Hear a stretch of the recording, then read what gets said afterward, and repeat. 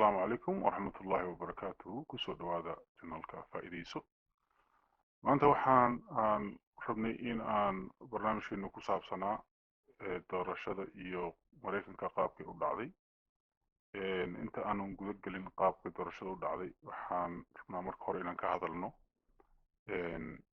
isteediyada iyo populationkooda iyo qaabka macnaha waxa u dhexeeya farqiga u dhexeeya electoral vote-ka iyo popular vote-ka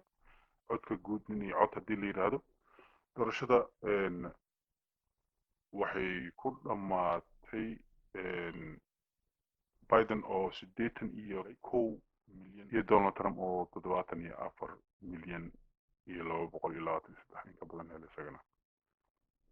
laakiin waxaa aad iyo aad muhiim ah in la ogaado oo ay tahay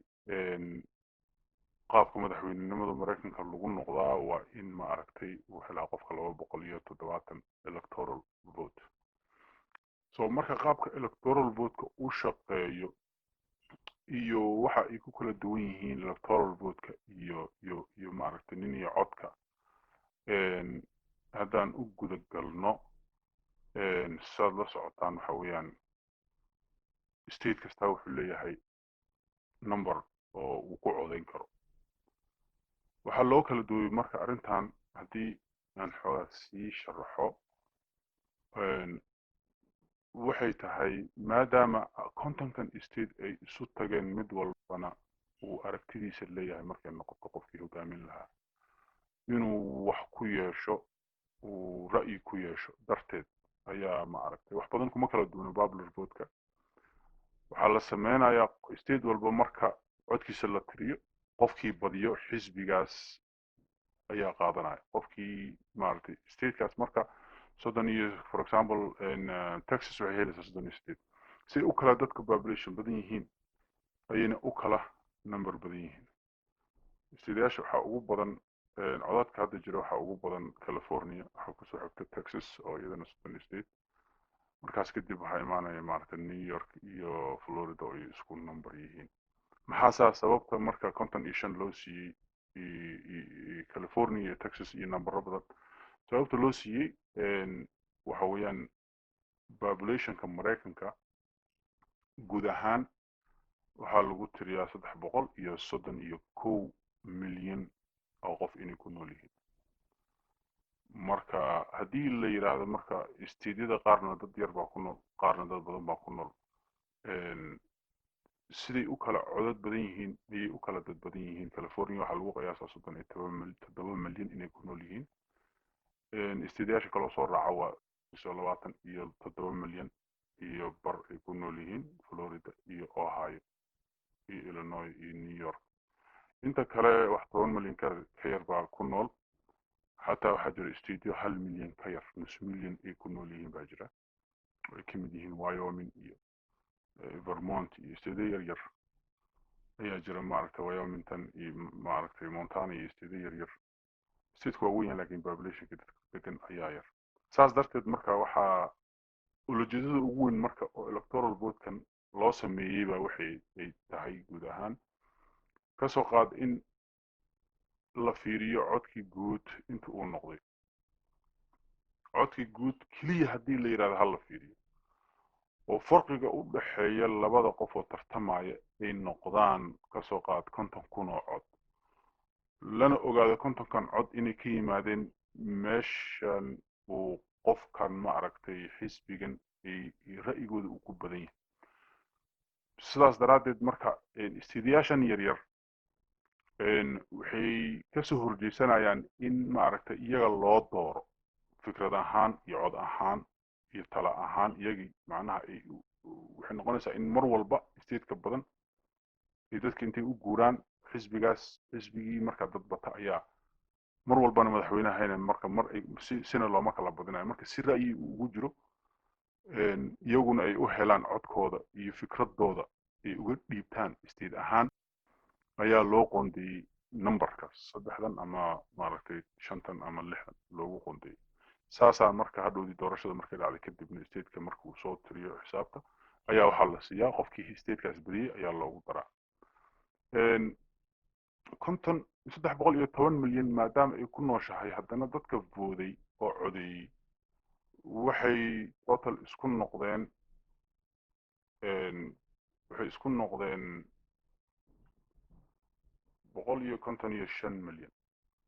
boqol konton iyo shan arkaysa waa siddeetan iyo kow milyan iyo xoogaa iyo toddobaatan afar milyan isku darkooda boqol konton iyo shan iyo shan boqol konton iyo shan milyan shan boqol iyo toddoba qof ayaa codaysay su-aasha meesha imaanaysa maxay tahay marka maadaama saddex boqol iyo toban ay ku nool yihiin maraykanka milyan maxaa haaf nuskood ay u voodeen dadkii kalena maxay u voodi waayeen taas jawaabteeda waxay noqonaysaa sharciga maraykanka wuxuu qabaa qofka voodaya marka hore inuu qof qaangaar inuu yahay qof ma aragtay muwaadina oo waddanka u dhashayna ama dhalasho ha qaato ama ha ku dhasho inuu yahay inan dembi uusan gelin oo qof ma aragtay criminal oo dembi loo haysto uusan ahayn in ma aragtay qof ma aragtay address leh oo meel uu degan yahay oo isu soo register gareeyo isu soo diiwaangeliyo uu yahay diiwaangelintii ayaa meeshii ku jirta dad badan baa marka iyagoo aan isdiiwaangelinin waqtigii ka dhacaa qaar baan weligood boodin oo ma aragtay qasab maaha inaad boodid wax sharci ku qabanaya ma laha dad baa waxa weligood aan boodin ama markii ugu horreeyay sanadkan boodin marka taasaa keenaysa in ma aragtay dadka nuskood ay voodaan taasaa keenaysa numberka xagga ayuu ma aragtay iska saxaya haddaan marka usoo gudubno qaabkay u dhamaatay doorashada saddex boqol iyo lix waxaa helay oo cod waxaa helay biden laba boqol iyo soddon iyo labana waxaa helay trump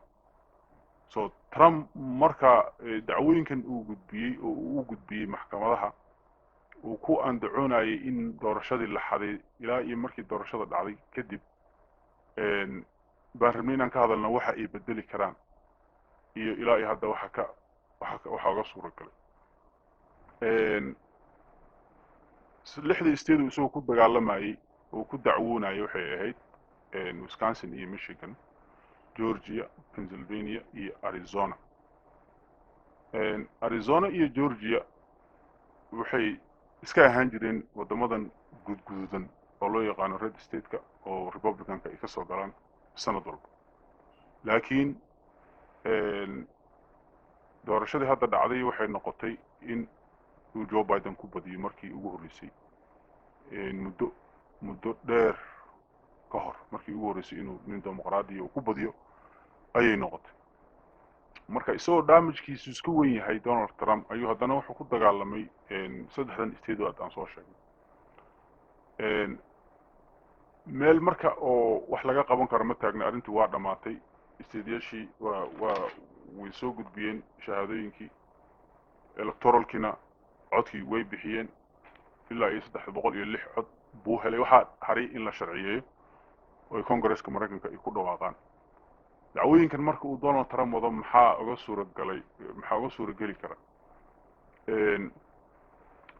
saad la socotaan dacwadu waa geysan karaa qofka Mareykanka wuxuu dhihi karaa dacwaan qabaa qaabka dacwooyinku u shaqeeyaanna waxa weeyaan in uu qofka yiraahdo waxana qofkan iga xaday kadibna uu sheegto remedy wax la yiraahdo uu yiraahdo waxaan hadii lagu cadeeyo waxaan codsanayaa maxkamadda ka codsanaya in wixii ama la ii soo celiyo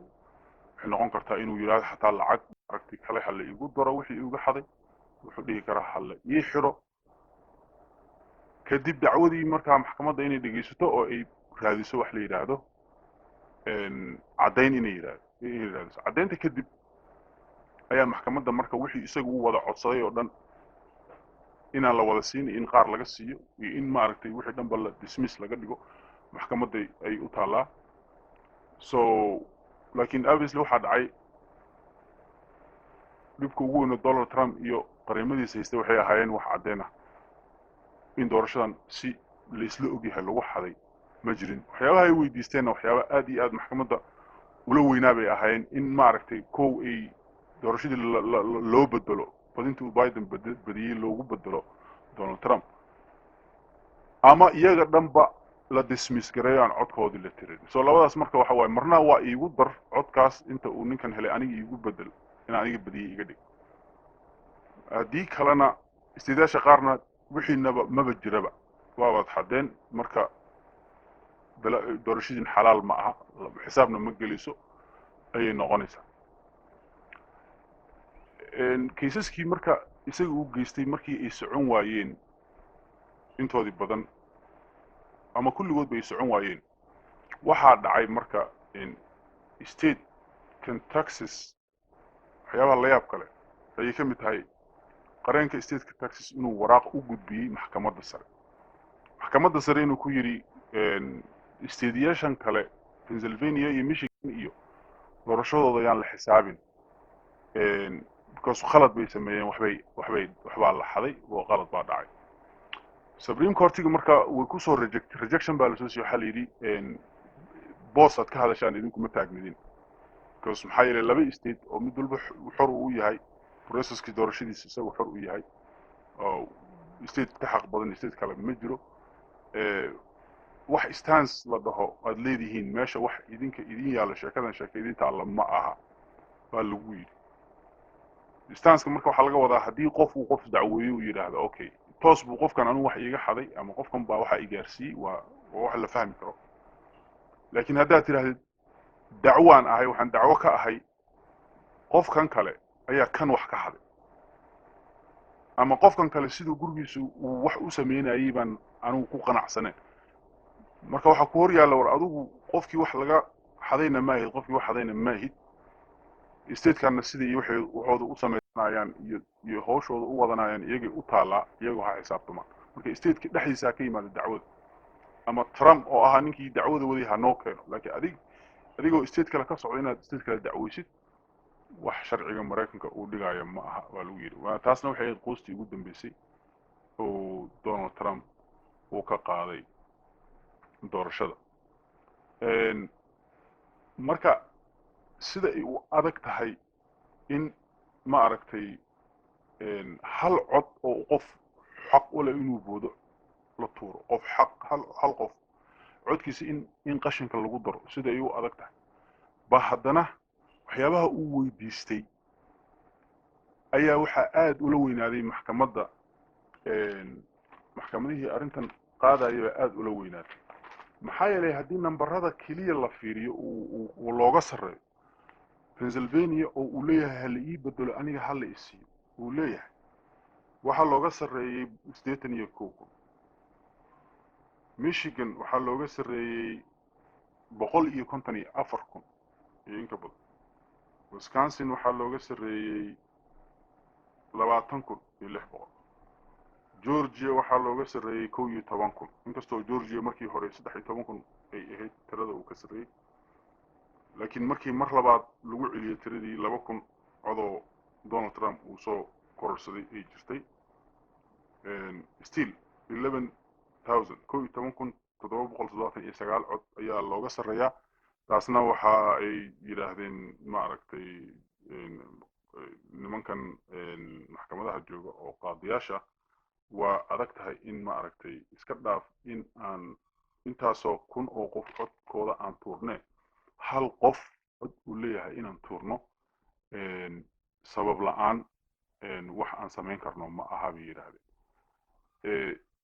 iyadoo waliba maxkamadahan dadka jooga maxkamadahan qaadiyaasha jooga ay u badan yihiin qaadiyaal uu isagu doortay ay u badan yihiin qaadiyaal isagu soo magacaabay ay u badan yihiin haddana way ku raaci waayeen oo inay sharciga u jabiyaan waa la noqon weyso marka taasna waxa aan dhihi karnaa xoogaa xagga cadaaladda haddii cadaalad jirto marmarka qaarkood qaadiyaasha aad iyo aad ay ugu adag yihiin baan dhihi karnaa electoral vote-ka iyo taariikhdiisa iyo heerka la isla soo maray iyo sida ay kala taagan yihiin